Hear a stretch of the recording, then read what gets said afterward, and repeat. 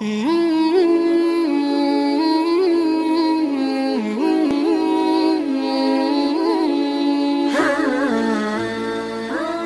Rajab Al-Hambali di dalam kitab beliau Lataiful Ma'arif adalah thawabul hasanah al-hasanatu ba'daha, balasan pahala dari kebaikan yang kita lakukan adalah kebaikan setelahnya.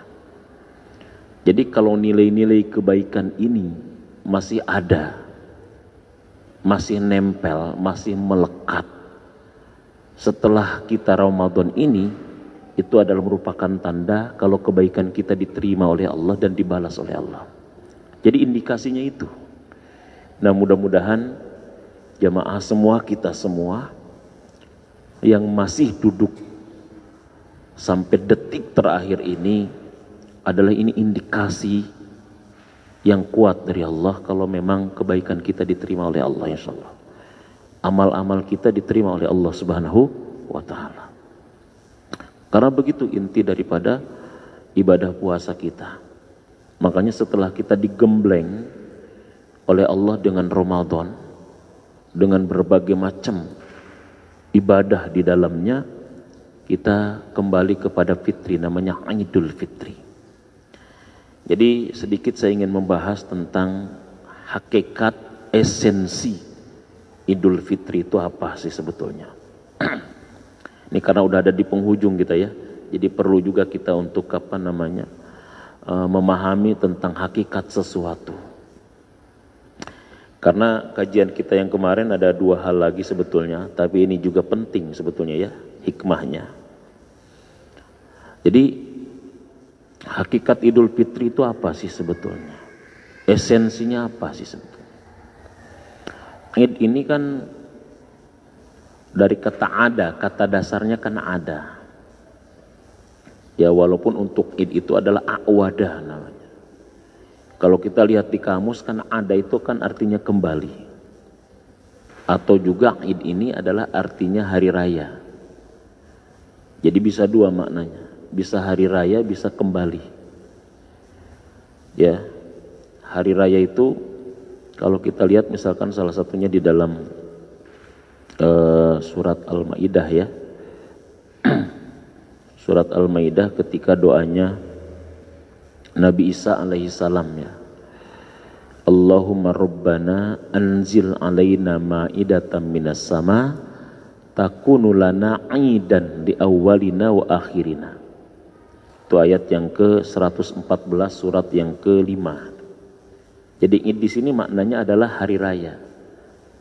Jadi ketika Bani Israel minta kepada Nabi Isa agar Tuhannya menurunkan hidangan dari langit, ya, walaupun sebetulnya awalnya Nabi Isa itu menolak, kemudian Nabi Isa sholat dan berdoa kepada Allah. Ya, qala Isa ibnu Maryam, Allahumma rabbana anzil alaina ma'idatan minas sama.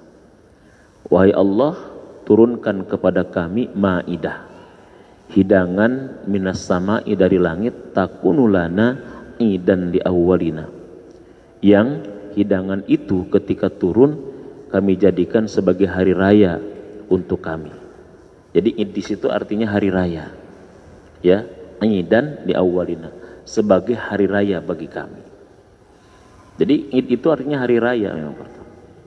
Maka kalau kepada Idul Fitri yaitu hari raya fitr. Nah, hari raya juga kenapa dikatakan id kembali? Karena ini sering terulang. Sering berulang. Kembali lagi, kembali lagi, kembali lagi. Dulu setahun yang lalu kita sudah hari raya, setahun sebelumnya juga sudah hari raya, jadi kembali terus karena sering terulang. Makanya semua ibadah dalam agama kita sebetulnya Pak pengulangan ya. Salat itu pengulangan, zikir itu pengulangan, baca Quran pengulangan. Semua ibadah dalam agama kita pengulangan. Tapi pengulangan ibadah itu seperti halnya pengulangan seorang tukang yang sedang memalu atau memantrek pakunya gitu. Jadi kalau tukang kan maku misalkan ya, ada paku dipantrek sama tukang, kan diulang-ulang, tek tek tek tek gitu. Pengulangannya begitu, semakin sering diulang semakin menghunjam, harusnya begitu. Semakin diulang semakin menghunjam, semakin dalam, semakin dalam, semakin dalam, dan terinternalisasi sehingga jadi karakter. Harus begitu. Jadi bukan pengulangan tukang cat. Kalau cat kan ngulang juga, bolak-balik, tapi didinya keneh gitu loh ya. Gitu-gitu aja gitu. Jadi ibadah kita itu jangan pengulangannya, harus pengulangan seperti tukang yang memantek, yang memalu paku gitu. Diulang cetrok, diulang cetrok, diulang cetrok, diulang cetrok, terus diulang semakin tajam, semakin ke dalam, semakin terinternalisasi, semakin kuat. Pengulangan harusnya begitu. Sebetulnya 30 hari Ramadan itu sekali Ramadan sudah cukup untuk jadi takwa sebetulnya. Kalau sudah berkali-kali Ramadan kagak takwa juga, ini jangan-jangan tukang cat kan ini. Kupas. Akhirnya nggak ada bekasnya gitu harusnya. Kan seharusnya begitu. Sama kita kan zikir sering diulang-ulang gitu. Ya, baca Quran diulang-ulang. Ada sebuah penelitian namanya repetitive magic power gitu. Ya, power dahsyatnya sebuah pengulangan gitu. Jadi pengulangan itu dahsyat sebetulnya. Ya. Orang yang salah aja Pak, orang yang salah ya, yang salah itu misalkan sesat lah salah ya, itu kalau misalkan diulang-ulang bisa jadi benar Pak. Misalkan tukang debus ya, nggak mempan dibacok, beneran dia nggak mempan, diulang-ulang kayak gitu. Jadi bayangkan yang salah aja ketika dia diulang-ulang, semakin tajam, semakin terinternalisasi, semakin ini itu bisa benar. Aku bisa. Makanya kan di Jepang kan begitu katanya. Kalau misalkan orang latihan itu, kalau orang ikut training tertentu, dia harus bercermin di depan cermin dan mengatakan minimal 10 kali, aku bisa gitu. Bisa beneran.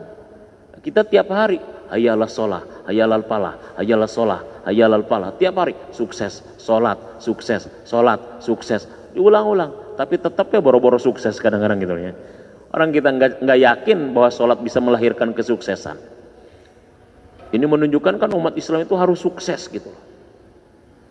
Orang Barat yang cuma pede, Pak, percaya diri aja bisa sukses.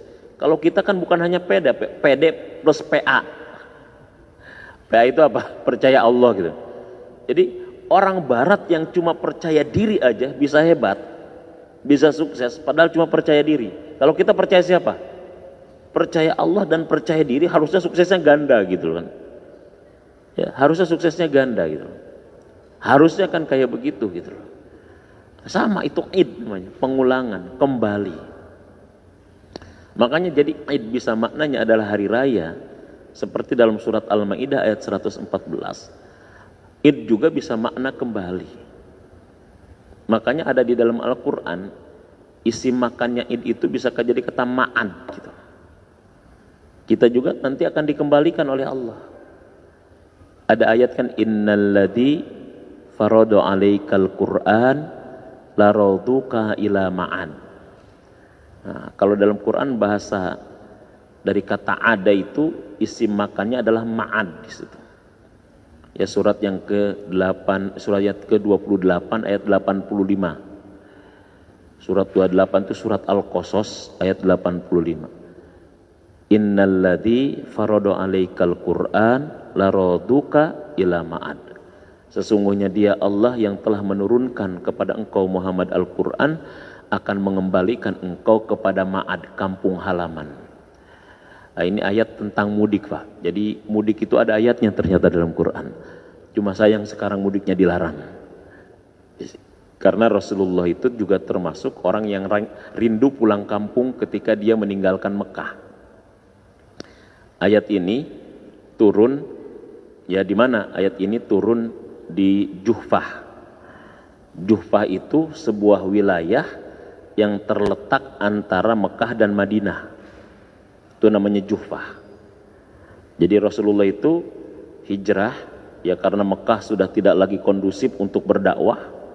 Rasulullah dan kaumnya itu, umatnya mendapatkan banyak intimidasi, bahkan ancaman pembunuhan. Kemudian Rasulullah SAW dia hijrah dari Mekah ke Madinah. Nah, sebelum Rasul sampai ke Madinah, Rasul sampai di Juhfah. Pas di Juhfah itu Rasul melihat jalan ke arah Mekah. ada jalan ke arah Mekah. Nah, pas melihat dia jalan ke arah Mekah itu, ya, ibarat kita misalkan mau ngerantau, melihat sesuatu yang menjadi kebiasaan dan ciri khas kampung kita kan jadi kangen.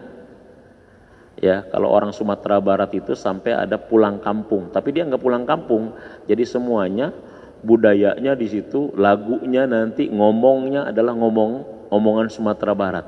Makanya disebut dengan acara pulang kampung gitu loh ya. Itu orang-orang Padang itu punya acara tersendiri dia. Nah, Rasulullah pas sampai di Juhfah, Pak. Ketika sampai di Juhfah, Rasulullah melihat jalan menuju ke arah Mekah. Kemudian Rasul terdiam. Pas ketika terdiam Rasul, rindu di dalam hatinya, datang Jibril. Jibril datang kepada Rasul. Ya Rasulullah, rindukah engkau untuk balik lagi ke kampung halamanmu? Kata Rasul, iya aku rindu.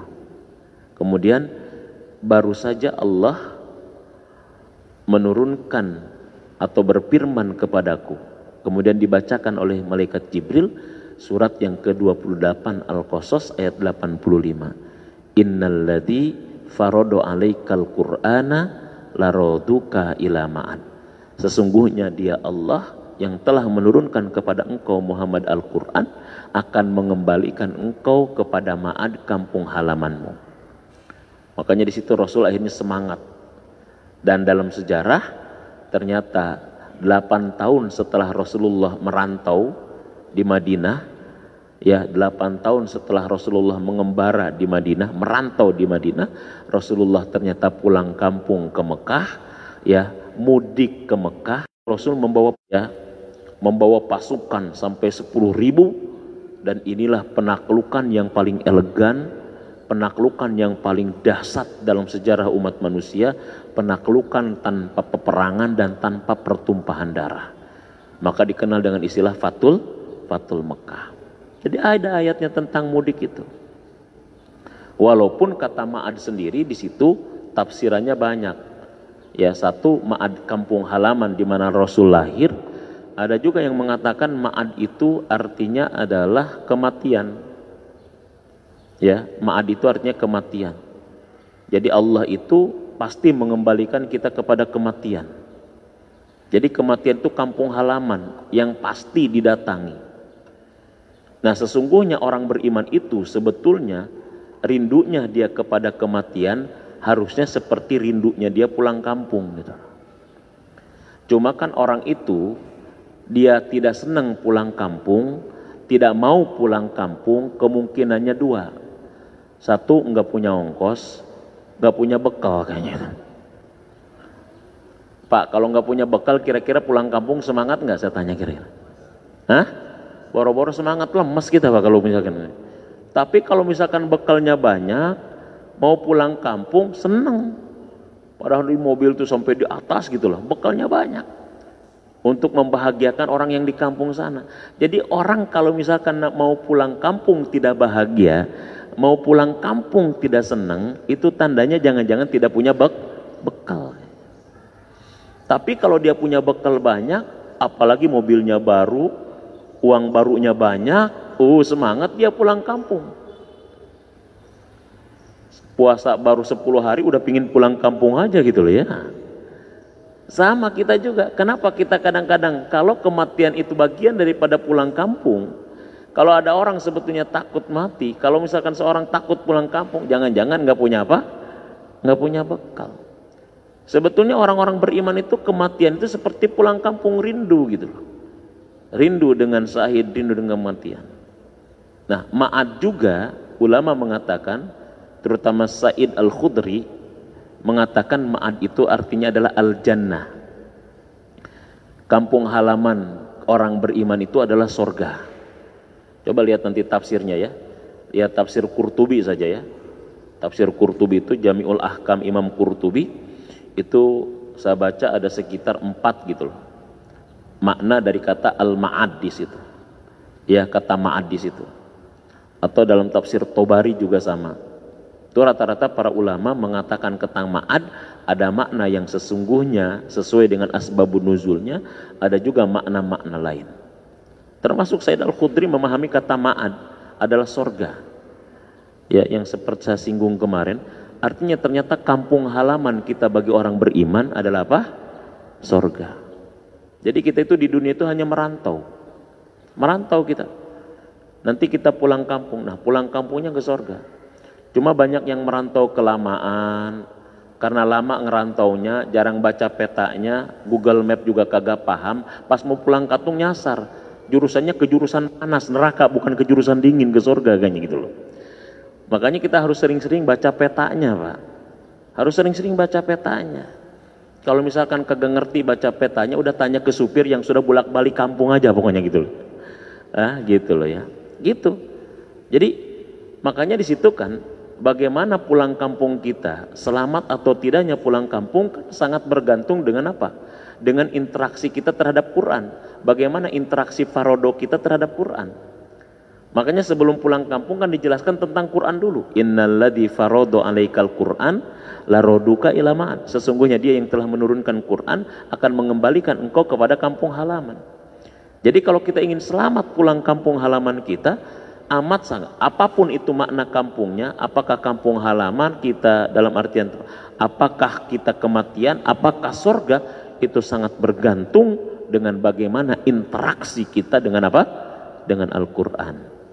Nah, jadi begitu. Nah ini Id ya. Jadi Id itu diterjemahkan juga kembali.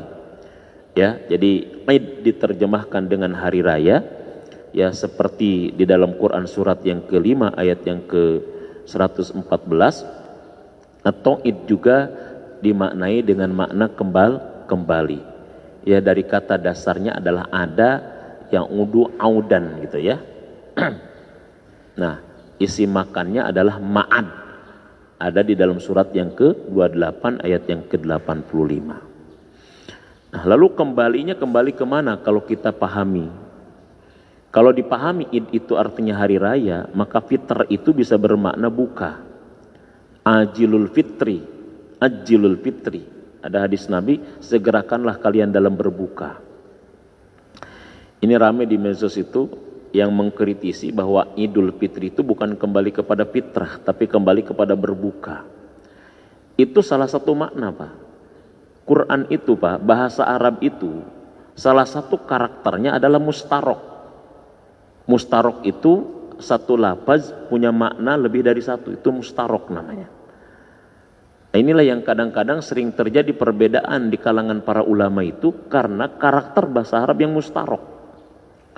Ya, salah satu quru misalkan, perempuan-perempuan yang ditolak itu kira-kira masa iddahnya berapa? Dijelaskan dalam Quran salah satu quru, 3 kali quru. Nah quru itu ada ulama yang memahaminya haid, ada ulama yang memahaminya apa? Suci gitu. Nah itu sah. Kenapa? Karena memang begitulah karakter bahasa Arab. Awalamastumun nisa fatayammamu su'idan. Apabila kalian lamastumun nisa, maka tayammamu su'idan. Lamastumun nisa mau dicari dimanapun pendapatnya pasti dua. Ada yang memahami bersentuhan, ada yang memahami berhubungan suami istri. Karena itulah bahasa Arab. Kaya kalau bahasa Arab. Bahasa Arab itu bahasa yang paling kaya. Ya. Bayangkan menciptakan saja ungkapannya kadang-kadang macam-macam. Bisa ja'ala, bisa kholaqo. Bisa juga fatoro. Bahkan bahasa Arab dalam Quran itu tentang makna baik saja, itu ungkapannya bisa macam-macam. Hasan disebut juga baik, ya kan? Ma'ruf disebut baik juga. Terus apa lagi? Thayyib juga disebut dengan baik. Khair juga disebut dengan baik. Bir juga disebut dengan baik gitu loh. Ya, jadi kata baik pun diungkapkan dengan kalimat-kalimat yang berbeda. Cuma karena bahasa Indonesia itu bahasa yang paling miskin, pokoknya mau hasan kek, mau khair kek, mau thayyib kek, mau bir kek, mau apa lagi? Mau albar kek, mau ma'ruf, tetap diterjemahkannya apa? Baik. Masih mendingan bahasa Sunda kaya juga. Ya bahasa Sunda mah. Kalau ke orang tua tuang, ya ke anak kecil mamam kalau makan ya. Kalau ke preman, daang sia. Ya, jadi bahasa Sunda masih mending. Ya, bahasa Sunda masih mending, banyak istilahnya. Banyak istilahnya. Nah, bahasa Arab itu begitu. Jadi kalau misalkan ada orang yang menafikan tentang maknanya, makna lain dari kata fitr, itu bisa jadi menunjukkan kekurang pahaman terhadap karakter bahasa Arab. Jadi oleh karena itu, makna fitr ini memiliki 3 maknanya. 1, fitr ini artinya berbuka, ajilul fitri, makanya muncul iftar jama'i. Atau makanya ada istilah tanawalul futur, bahasa Arabnya sarapan pagi itu apa? Tanawalul futur gitu, sarapan pagi, makan. Itu memang makna fitr yang pertama artinya berbuka. Setelah kita puasa, kita Idul Fitri artinya kembali berbuka. Makanya Idul Fitri adalah hari berbuka, hari raya makan-makan. Kalau hari raya makan-makan kan nggak perlu perjuangan. Ini anak SD juga paham kalau hari raya itu untuk makan. Tapi kan ibadah-ibadah dalam agama kita kan bukan sekedar itu, ada makna lain. Jadi kalau dipahami 1, Idul Fitri adalah hari raya makan, kira-kira semuanya makan nggak pas hari raya? Makan. Dan kalau begitu, kalau hari raya Idul Fitri artinya hari raya, toh maknanya adalah makan, semua kita bisa kembali kepada fitr kalau begitu gitu. Kembali kepada makan. Maka ada makna lain. Apa makna lainnya? Pertama, makna yang kedua, kata fitr itu adalah dari kata fitroh, artinya suci.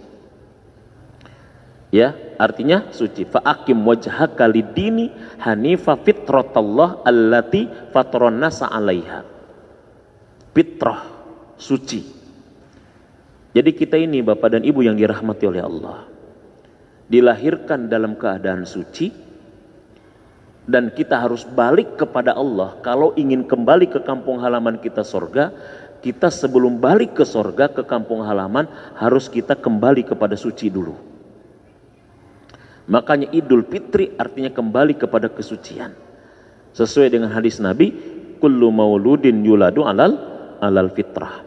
Setiap manusia yang terlahir dari perut ibunya sudah dalam keadaan apa? Fitrah.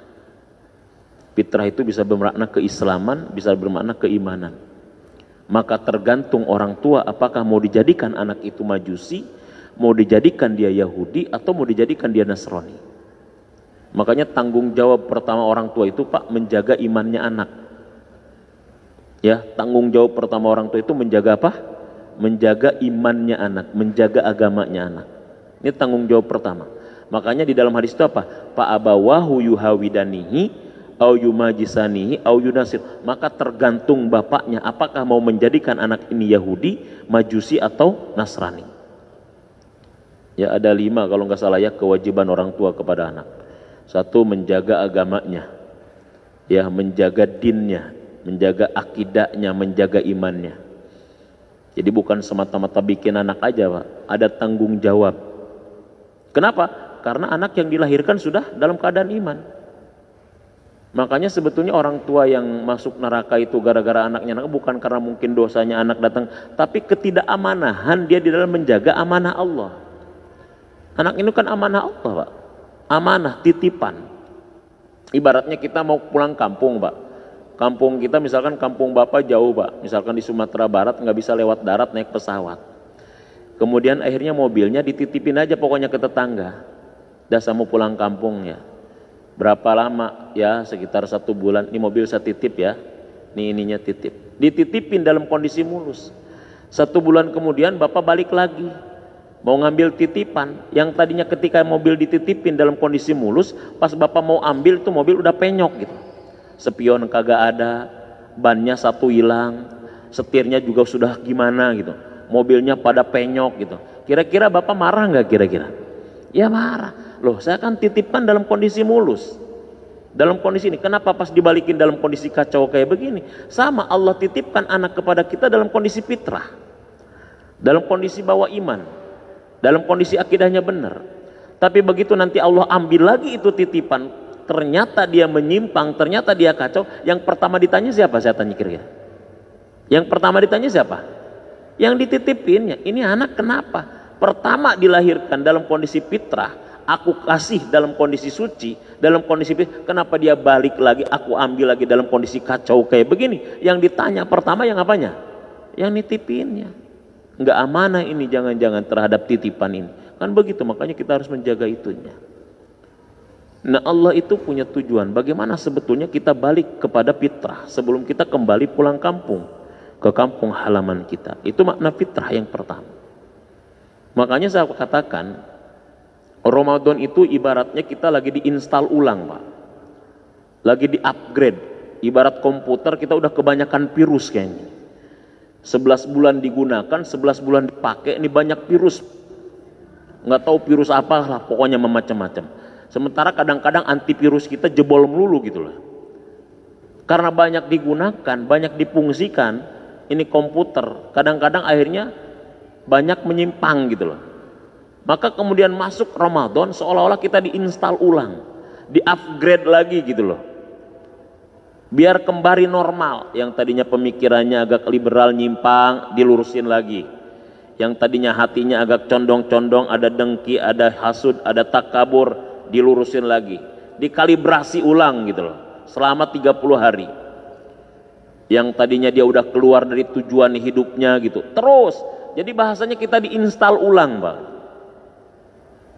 Makanya ibadah itu kan program, diprogram ulang kita oleh Allah. Makanya ada ayat apa, Pak? Ya di dalam surat yang kedua ayat 138. Di situ dibilang apa? Sibghatallah wa man ahsanu minallahi sibghah wa nahnu lahu abidun, kan? Sibghah Allah. Jadi kita itu lagi disibghah sama Allah. Apa sibghah itu bahasa terjemahnya apa sibghah itu? Celupan. Setan, kalau celupan itu biasanya terkait dengan apa, Pak? Kalau celupan itu? Hah? Mewarnai. Kalau yang lahir tahun 80-an dan dia juga nyantri, itu paham tuh tentang celupan itu, ada wantek namanya. Zaman saya nyantri, Pak, karena beli baju kagak bisa, Pak. Tapi satu sisi juga kita malu pakai baju itu doang, Pak. Akhirnya kita beli wantek yang 500 perak gitu. Akhirnya kita sebulan baju gonta-ganti warna doang gitu loh ya. Diwantek, dicelup itu. Itu diwanteknya. Pernah dengar ya istilah, masih ada nggak wantek sih sekarang? Hah? Masih? Jadi kalau dulu santri, karena sekarang udah jadi kiai, jadi nggak pernah ngewantek lagi gitu. Dulu mondok itu kayak begitu, saya hafal betul. Kerjaan saya ngewantek baju kadang-kadang ya. Jadi ngewantek lagi biar pingin ganti, malu kan kita bosan, diwantek ini, wantek biru, udah nanti wantek hijau, udah lagi nanti wantek ini. Dan kalau udah keseringan diwantek nggak jelas juga warnanya akhirnya. Itu sibghah. Kita ini, Pak, hidup ini 11 bulan nggak jelas warna apa yang ada dalam diri kita. Warna apa kita nggak jelas. Karena yang mau mewarnai kita apa? Macam-macam. Lingkungan mewarnai, budaya mewarnai, TV mewarnai, sinetron, media. Warna kita apa? Kita baca terwarnai oleh bacaan tertentu, terwarnai oleh budaya tertentu, sehingga warna kita nggak jelas. Burem kayaknya gitu loh. Abu-abu kayaknya warnanya. Maka ayat itu mengatakan apa? Sibghatallah. Warna Allah, celupan Allah, dan siapa celupannya yang lebih baik daripada Allah. Gimana cara Allah mewarnai kita? Wa nahnu lahu abidun, dengan ibadahlah cara Allah mewarnai kita. Jadi kita itu sekarang lagi dicelup nih sama Allah, lagi diwarnain. Sehingga pas kita keluar dari madrasah Ramadan, ini dari ember Ramadan, pas keluar warnanya jelas, warna Allah. Yang ada warnanya jelas, ngomongnya jelas, mikirnya jelas, ngerasanya jelas. Yang disebut dengan positive thinking, positive feeling, positive acting, gitu loh. Semuanya sebab jelas, yang tadinya negatif jadi jelas gitu. Ini Ramadan begitu, proses mewarnai gitu. Makanya wajar ketika Ramadannya benar, Idul Fitri dia balik kepada fitrahnya, jelas lagi, bersih lagi, bersinar lagi. Itulah kemenangan yang sesungguhnya, kan begitu. Itu namanya Idul Fitri. Yang kedua, kembali kepada kesucian. Makanya kita sedang digodok oleh Allah, sedang digembleng oleh Allah untuk bisa seperti itu. Nah yang ketiga, fitr juga maknanya adalah awal penciptaan dari kata fatoro. Jadi bisa fitri buka, bisa fitrah dalam artian suci, bisa juga adalah fatoro, awal penciptaan. Jadi kalau Idul Fitri kembali kepada awal penciptaan awal kita. Nah, jadi penciptaan awal kita, kembali kepada penciptaan awal kita. Ya, untuk apa kita diciptakan? Ya, ada misi apa Allah ciptakan kita? Kembali kita kepada awal penciptaan. Nah, kita sudah bahas kemarin. Apa tujuan kita diciptakan? Kemarin kan wa ma khalaqtul jinna wal insa illa liya'budun. Kita diciptakan adalah untuk ibadah. Awal penciptaan kita untuk ibadah. Atau kalau ingin tahu, ya, apa awal penciptaan kita untuk apa? Maka kita bisa lihat surat yang pertama turun kepada Nabi. Apa surat yang pertama turun kepada Rasulullah? Surat Al-Alaq. Surat Al-Alaq bicara tentang apa, Pak? Bicara tentang penciptaan manusia. Iqra bismi rabbikal ladzi khalaq, khalaqal insana min alaq. Bacalah Muhammad dengan nama Tuhanmu yang telah menciptakan manusia min alaq. Alaq ini kan dua maknanya kalau dalam tafsir. Alaq yang pertama segumpal darah, menunjukkan sesuatu yang hina dan lemah. Alaq yang kedua artinya yang bergantung, alaqo gitu. Ya, ada maka mu'allaqun bil masajid, bergantung di masjid. Bergantung di apa? Bergantung di dinding rahim. Jadi kita itu sebelum lahir bergantung di dinding rahim. Ini menunjukkan bahwa kita itu makhluk yang kebergantungan kepada makhluk lain. Makhluk yang tidak bisa hidup sendiri. Makanya Idul Fitri kembali kepada penciptaan awal, bahwa kita diciptakan dari sesuatu yang lemah, yang hina sehingga tidak bisa sombong.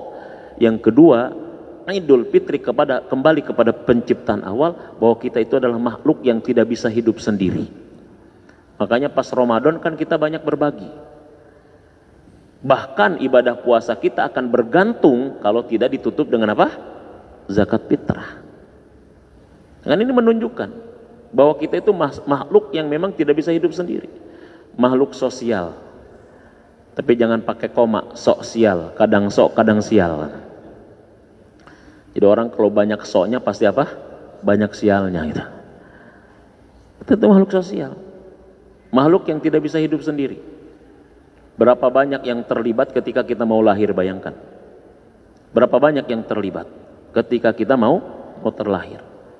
Apalagi kalau lahirnya sesar misalkan. Waduh, berapa dokter yang terlibat, yang lain terlibat. Lahir lagi butuh popok. Terus, jangankan kita hidup, kita mati pun masih membutuhkan orang lain. Bahkan justru kebutuhannya seseorang dengan orang lain jauh lebih banyak ketika dia sudah mati. Itu manusia. Makanya sebetulnya surat Al-Alaq yang pertama turun kepada Nabi menyadarkan itu. Sampai-sampai Nabi mengatakan apa? Ma'ama Nabi man bata ja'ian wajaruhu bata. Semuanya rata-rata untuk orang. Kenapa? Innama tunsorun wa turzakun bidu'afaikum. Kalian ditolong Allah, kalian dikasih rizki oleh Allah disebabkan karena orang apa? Orang lemah di antara orang miskin. Dokter gagah, Pak. Dokter pakai jas putih, pakai mobil bagus. Dokter, rizkinya dari siapa? Dari yang batuk-batuk gitu. Dari yang kena paru-paru gitu. Betul nggak? Dokter paru-paru gagah, Pak. Ini. Padahal dia apa? Dia rizkinya dari orang yang kena paru-paru. Coba misalkan sama Allah, sebulan aja orang nggak ada yang sakit, Pak. Sebulan. Kata Allah, sebulan tidak akan ada yang sakit, boro-boro sakit paru, sakit jantung, yang bersin pun kagak ada. Dokter ngalah langgur kayaknya gini. Ujung-ujungnya yang sakit dokternya mikirin. Nah, siapa coba? Dari orang lemah justru. Orang-orang pengusaha jual ini, yang belinya siapa? Orang lemah. Semuanya. Innama tunsorun wa turzakun bidu'afaikum. Kalian ditolong Allah, kalian dikasih rizki gara-gara fasilitas wasilah dari orang-orang Lemah. Makanya kenapa zakat untuk orang lemah, fitrah untuk orang lemah, malnya untuk orang lemah, kafarat, fidyah untuk, jangan lupakan bahwa kalian justru karena itu. Makanya Nabi, salah satu doa Nabi dan sahih itu yang tidak mau diamalkan oleh umatnya adalah satunya apa? Allahumma ahyina miskinan. Ya, semua kita ingin berdoa seperti Nabi, tapi bab ini kayaknya jarang diamalin kayaknya gitu ya. Ya Allah, hidupkan aku dalam keadaan miskin. Ya, bangkitkan aku dalam keadaan miskin katanya. Ini kayaknya nggak pada diamalin, padahal ini doa dari siapa? Karena kita salah memahami tekstualnya, salah memahaminya secara tekstual. Padahal maksud Nabi, hidupkan aku dalam keadaan miskin itu hidupkan aku untuk melayani orang-orang apa? Orang-orang miskin. Makanya kalau nyari Nabi gampang Pak, dulu para sahabat itu. Nabi udah mendeklarasikan, kalau kalian nggak dapatkan aku di rumah, cari aku di tengah orang-orang lemah, pasti ketemu katanya. Pasti ketemu. Innama turzakun wa tunsorun bidu'afaikum, kalian ditolong Allah, kalian dibantu Allah disebabkan karena orang-orang lemah di antara kalian. Nah, jadi kembali kepada fitrah itu begitu, sadar kalau kita makhluk yang hina sehingga tidak sombong, itu ciptaan awal kita, dan kita pun sadar kalau kita adalah makhluk yang tidak bisa hidup sendiri, bergantung. Di samping kita sadar untuk beribadah kepada Allah dan untuk menjaga dan meningkatkan kualitas keimanan kita. Itu hakikat daripada Idul Fitri. 3 kita, kembali berbuka, kembali kepada kesucian, kembali kepada penciptaan awal kita. 1, kita dari sesuatu yang lemah supaya kita tidak sombong. 2, bahwa kita adalah dari sesuatu yang bergantung supaya kita peduli dengan sesama. Dan 3, kita pun diciptakan untuk beribadah kepada Allah. Makanya Ramadan ini ibadah lagi, memang untuk menegaskan tentang tujuan awal kita diciptakan. Nah itu Pak ya. Jadi ini kembali kepada fitri. Makanya nyambung salah satunya bahwa Nabi, para pengikutnya kebanyakan adalah orang-orang yang lemah. Jadi orang lemah itu jangan dipandang kalau mereka tidak punya kontribusi terhadap negara. Orang miskin itu Pak, dalam Islam itu, kelebihan orang miskin itu doanya mustajabah untuk orang yang lain. Misalkan kita ngasih nih kepada orang miskin, kemudian dia mendoakan kita, itu doanya mustajabah. Untuk kita mustajabah, tapi untuk dianya belum tentu mustajabah. Makanya miskin terus kan gitu. Tapi untuk yang ngasih dia mustajabah. Mustajabah untuk orang lain. Bahkan kata Rasul, negara ini berdiri tegak karena 4 pilar kan. Qiwamud dunya bi arba'atin asya katanya. Tegaknya dunia ini karena 4 pilar, 4 golongan manusia. 1 apa? Bil ilmi ulama. Dengan ilmunya para ulama. Jadi ulama itu dengan ilmunya. Yang dibutuhkan dari ulama ilmunya Pak. Yang kedua adalah wabil adlil umaro, adilnya para pemimpin. Pemimpin itu menegakkan negara dengan keadilan. Kalau pemimpin sudah tidak adil, negara nggak bakalan tegak. Nggak bakalan bisa tegak negara ini kalau pemimpinnya sudah tidak adil. Yang ketiga apa? Wabis sakhwatil agniya, dermawannya para ekonom, orang-orang kaya. Ekonomnya dermawan. Ya, harta itu tidak dimonopoli gitu. Harta itu tidak hanya dikuasa. Makanya dalam Islam itu tidak boleh harta diem, harus berputar, merata semuanya. Dermawan. Ya, bahkan orang dermawan itu dekat dengan Allah, dekat dengan manusia, dekat dengan sorga dan jauh dari neraka. Tapi sebaliknya orang kikir, orang pelit, orang bakhil, jauh dari Allah, jauh dari manusia, jauh dari sorga dan dekat kepada neraka. Begitu. As-sakhiyu qaribu minallah, qaribu minan nas, qaribu minal jannah wa ba'idu minan nar, wal bakhil ba'idu minallah, ba'idu minan nas, ba'idu minal jannah wa qaribu minan nar. Dan yang keempat adalah apa? Wa biddu'ail fuqara, negara ini bisa tegak dengan doanya orang-orang miskin. Nah, kalau mereka misalkan ternyata tidak diberikan hak-haknya, kalau mereka ternyata banyak mendapatkan ketidakadilan, bagaimana mereka mau mendoakan baik terhadap negaranya? Bagaimana mungkin? Ya, jadi 4 pilar itu yang harus dibangun. Nah, cuma dalam Al-Quran Pak, manusia dari sisi Material itu ada 4 jenis, Pak. Ya, ada 4 model, ada 4 tipe manusia. Satu, ada manusia yang dia kaya secara spiritual, secara rohani, tapi dia miskin secara material. Itu dalam Quran itu ada, dia rohaninya dia kaya, spiritualnya dia kaya, tapi materialnya dia miskin. Walaupun orang yang kaya spiritual, walaupun secara material dia miskin, dia tidak akan merasakan dirinya miskin. Tapi itu ada dalam Quran. Walanabluwannakum bisyai'im minal khauf wal ju' wa naqsim minal amwal wal anfus was thamarat wa basyiris sabirin. Ayat ini kan bicara tentang musibah dunia. Ada orang yang lapar, hartanya kurang, buah-buahannya kurang, artinya materialnya kurang saja. Diuji oleh Allah dengan kekurangan material. Ya, diuji oleh Allah dengan kekurangan material. Tetapi apa? Dia sabar. Itu spiritualnya kan kaya berarti. Maka dari situ dia dapat apa? Dapat hidayah, dapat rahmat dari Allah. Dapat sholawat, dapat rahmat, dapat hidayah. Artinya materialnya dia kurang, tapi spiritualnya dia kaya. Wabasyiris sabirin. Nah, musibah seperti itu, kekurangan harta, kekurangan buah, dan kekurangan-kekurangan lainnya dari sisi material, ternyata menyebabkan dia apa? Itu adalah biasa saja bagi dirinya, sebagai bentuk kabar gembira bagi dirinya. Kenapa? Karena dia secara spiritualnya kaya. Wabasyir sabirin. Ujian kesulitan itu kabar gembira bagi orang yang sabar. Kan begitu, Pak. Makanya para ulama membahas ayat ini, di samping menjelaskan tentang ujian, solusi terhadap ujian, dan bagaimana bisa bersabar. Jadi bayangkan satu ayat menjelaskan tentang ujiannya dan juga solusi di dalam menyikapi ujiannya. Makanya gimana sih supaya bisa sabar? Dalam ayat ini ada jawaban bisa sabar gitu. Tahapan menuju sabarnya dalam ayat ini ada. Dari kalimatnya saja itu sudah menunjukkan bagaimana cara bisa bersabar. Walanabluwannakum, sungguh kami akan menguji. Sifatnya apa itu? Kalau akan menguji, sifatnya apa, Pak? Informasi.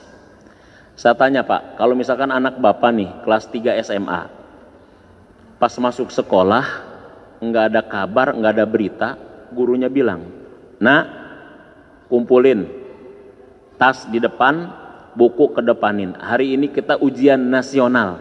Kabar nggak ada, berita nggak ada. Kira-kira anak protes nggak kira-kira? Bukan hanya anaknya yang protes, bapaknya pun protes kayaknya gitu.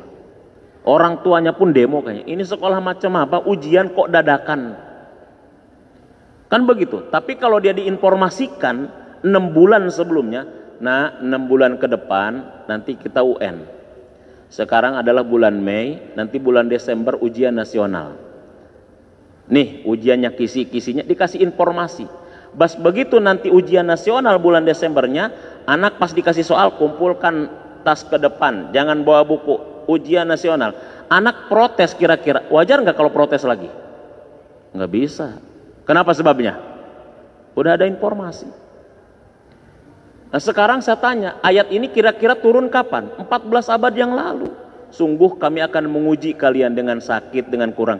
Sekarang begitu kita diuji sakit, protes sama Tuhan. Lo nggak baca informasi apa gitu loh?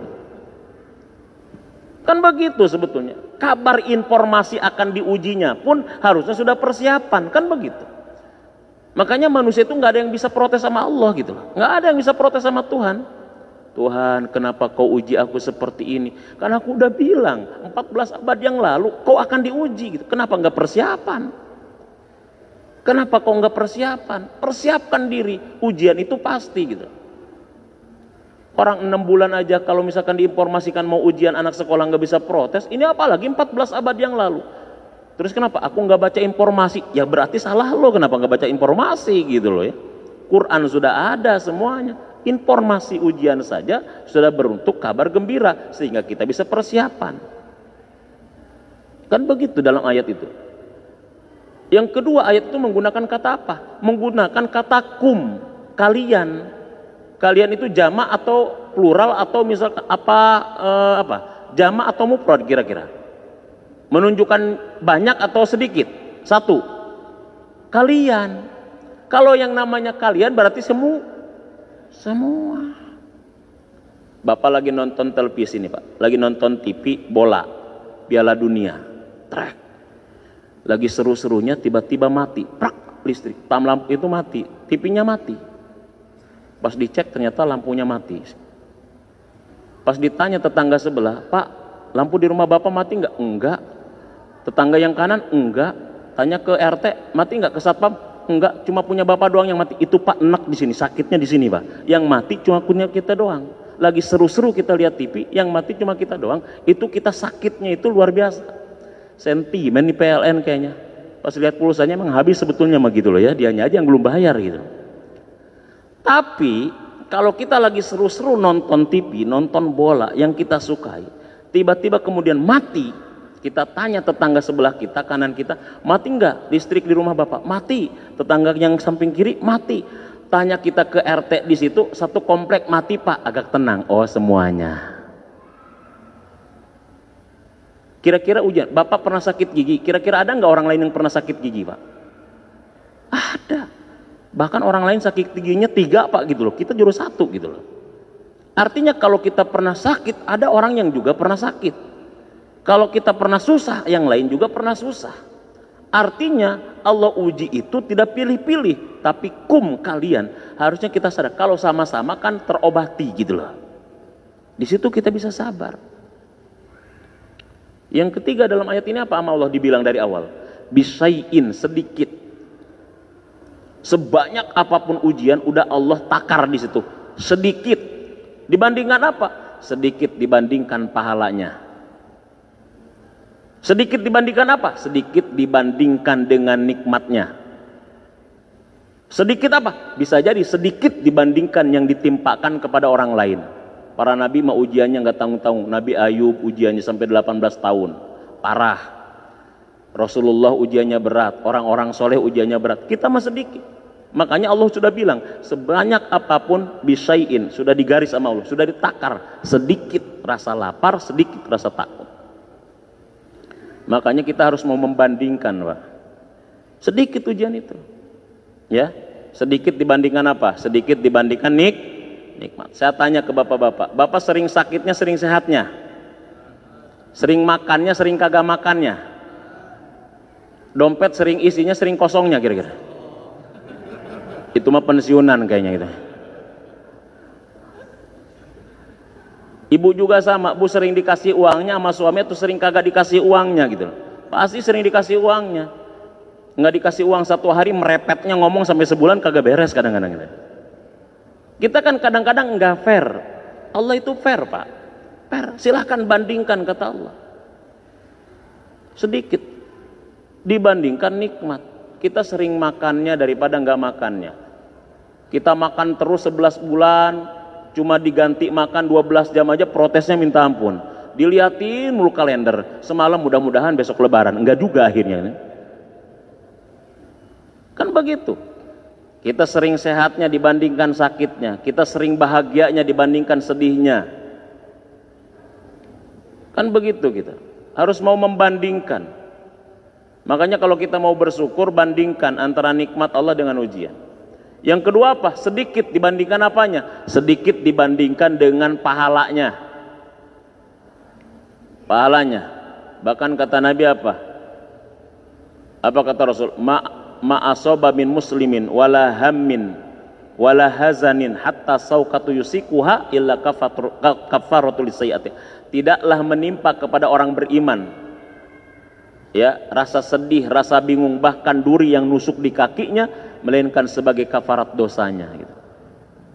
Kafarat dosa. Makanya bersyukur Bapak kalau banyak bingung, berarti lagi diapain? Diampuni dosa. Bingung kayak gitu. Cuma jangan kelamaan bingungnya nantinya. Jadi begitu kita itu. Masya Allah ya. Jadi ada orang itu kayak begitu Pak. Jadi secara material dia miskin, tapi spiritualnya kaya, sehingga kemiskinan material tidak terlalu berpengaruh. Al-Baqarah ayat 155 157. Yang kedua, ada juga orang yang secara material dia kaya, serba cukup, tetapi spiritualnya apa? Miskin. Nah, ini bahaya. Fasilitas banyak ada, tapi dia miskin spiritual, miskin secara rohani. Ya, ini kekayaannya bisa jadi menjadi istijroz. Itu surat Al-An'am ayat 44. Ya. Itu ada orang-orang yang dia ketika makin jauh dari Allah, ketika dia makin melupakan Allah, ketika dia sudah malas untuk ibadah, justru berbagai macam pintu dunia dibukakan oleh Allah. Ya, semuanya dibukakan oleh Allah. Falamma nasu ma dzukiru bihi.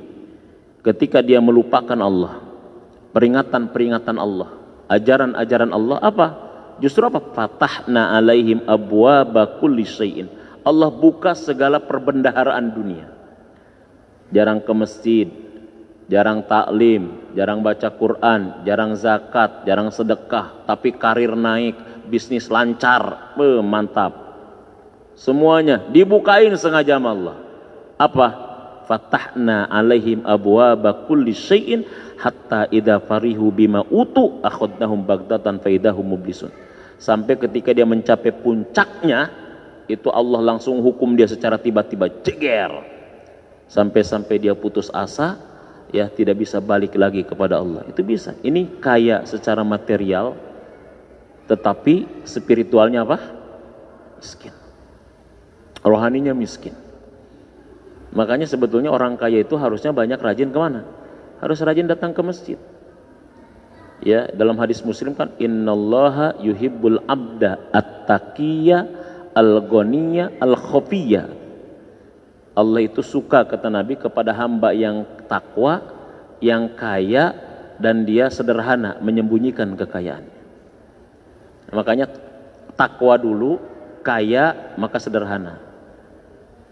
Kan rata-rata orang kan kaya tapi kurang takwa, takwa tapi kagak kaya gitu.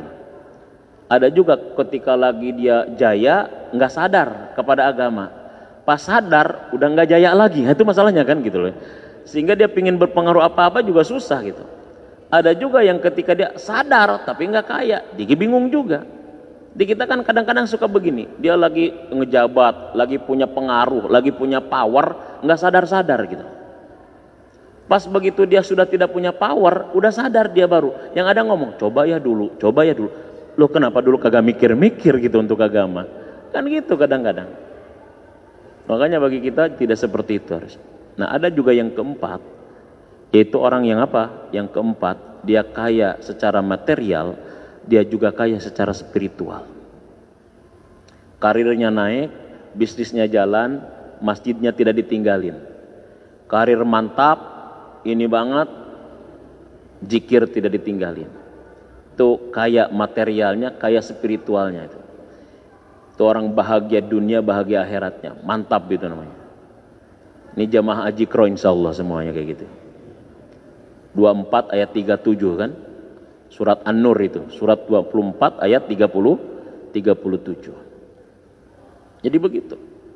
Ya, dia materialnya cukup, tapi dia juga ibadahnya luar biasa. Ya, tidak ditinggalkan karena dia sadar kalau dunia itu hanya sebagai sarana. Ya. Rijalun la tulhihim tijaratun wala bai'un an dzikrillah wa aqamus shalah wa atau zakah yakhafuna yauman tataqallabu fihil qulub wal absar. Kan begitu ayat. Rijalun, seseorang yang dia bisnis, yang dia tetap kerja, yang dia tetap sibuk, tapi apa? La tulhihim tijaratun wala bai'un. Kesibukannya, bisnisnya, pekerjaannya sedikit pun tidak melalaikan diri dia dari mengingat Allah. Waktunya sholat, dia sholat tepat waktu. Waktunya zakat, dia zakat. Waktunya bantu orang, dia bantu orang. Dia sibuk luar biasa, tetapi dia tidak pernah meninggalkan dan melalaikan zikir ibadah kepada Allah. Kan begitu. Begitu harusnya. Ya. Jadi kesibukannya tidak berpengaruh terhadap ketaatannya kepada Allah. Ini orang yang disebut dengan orang yang bahagia dunia, bahagia akhirat, kaya materialnya dan juga kaya secara spiritualnya. Nah, sahabat-sahabat Nabi kayak begitu rata-rata. Abdurrahman bin Auf kayak begitu. Makanya kata Luqman Al-Hakim, ya, ini juga nanti yang akan kita ceritakan tentang kisah dalam Al-Quran adalah kisah Luqman nanti. Janganlah engkau memasuki dunia yang bisa merusak akhiratmu. Jangan kau meninggalkannya yang menyebabkan engkau jadi beban bagi orang lain. Gitu. Jadi jangan memasuki dunia yang bisa merusak akhiratmu, atau jangan meninggalkannya yang menyebabkan engkau menjadi beban bagi orang lain. Jadi masuk dunia yang merusak akhirat jangan, meninggalkan dunia yang menyebabkan kita jadi beban bagi orang lain juga jangan. Begitu kata Luqman. Makanya ayatnya kan apa? Wala tansa nasibaka minad dunya. Cari akhirat tapi jangan lupakan dunia sebagai sarana menuju akhirat.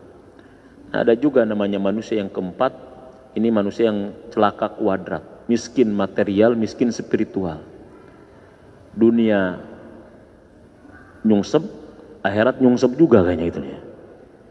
Ya, ini bahagianya di mana? Wallahu alam kayaknya. Miskin materialnya miskin. Ya, spiritualnya juga miskin. Kalau dalam hadis Nabi kan apa? Ada 4 manusia yang dibenci oleh Allah. Arba'un yubghiduhumullah. Salah satunya apa? Fakirul mukhtal namanya. Orang fakir, orang miskin yang sombong. Udah miskin sombongnya Pak. Kalau kaya sombong sih masih mending lah ya Pak ya. Ini miskin sombong gitu lah. Repot kayak begini modelnya. Ya, dia miskin tapi sombong. Itu namanya orang yang dibenci Allah, miskin sombong. Kalau kaya sombong masih agak enak lah didengarnya. Itu orang kaya sombong banget ini masih ada lah. Itu orang miskin sombong banget nih, enggak enak banget didengarnya gitu loh. Ya, enggak enak banget kayak didengarnya gitu loh. Itu ada tuh orang miskin banget tapi sombong banget, enggak enak didengarnya. Ya, jadi itu namanya fakirul mukhtal namanya. Apa itu? Di dunia dia dalam kondisi hidupnya sulit, ya. Bahkan di akhirat dia dalam kondisi dibangkitkan dalam kondisi buta. Kenapa sebabnya? Karena dia sulit, karena dia tidak zikir kepada Allah. Wa man a'rada an dzikri fa inna lahu ma'isyatan donka wa nahsuruhum yaumal qiyamati a'ma. Jadi karena dia meninggalkan zikir kepada Allah, dia meninggalkan ajaran Allah, dan dia juga hidupnya sulit. Jadi hidup sudah sulit, ibadah juga kagak. Itu namanya miskin. Ya, secara material, miskin juga secara spiritual. Surat yang ke-20 ayat 124 sampai 125. Nah, ini yang terakhir Pak ya. Jadi ada tambahan sedikit materi tentang hakikat kembali kepada fitrah. Mudah-mudahan kita semua termasuk orang-orang yang dibalikin oleh Allah kepada fitrah dalam artian suci, maupun kepada fitrah dalam artian kita sadar sebagai makhluk Allah yang lemah, sehingga kita tidak sombong, dan kita sadar sebagai makhluk sosial yang tidak bisa hidup sendiri. Bahkan kita memang hidup adalah untuk orang lain.